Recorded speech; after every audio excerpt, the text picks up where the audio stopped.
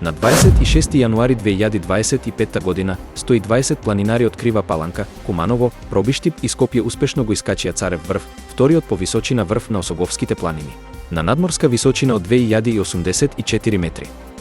Акцијата беше организирана од планинарско-спортскиот клуб Калин Камен од Крива Паланка и планинарското друштво Хајкинг од Скопје. Според планинарскиот водич Стојане Костовски, временските услови биле поволни, со умерени температури и слаб ветер. Маршрутата започнала од Осоговски бисер, продолжувајќи кон езерцето, каде што учесниците биле запознаени со историјата на Осоговските планини и добиле совети за движење во зимски услови.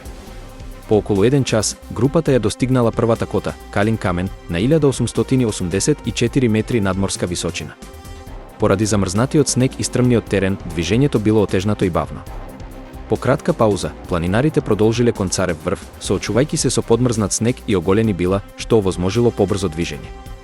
Околу Пладне, успешно го искачиле врвот, познат и како Султан Тепе. Стојане Костовски, 78 годишен водич и активен планинар, го има искачено Царев врв 136 пати од 1990 година до денес, а традиционално го искачува врвот секоја година на 2 јануари.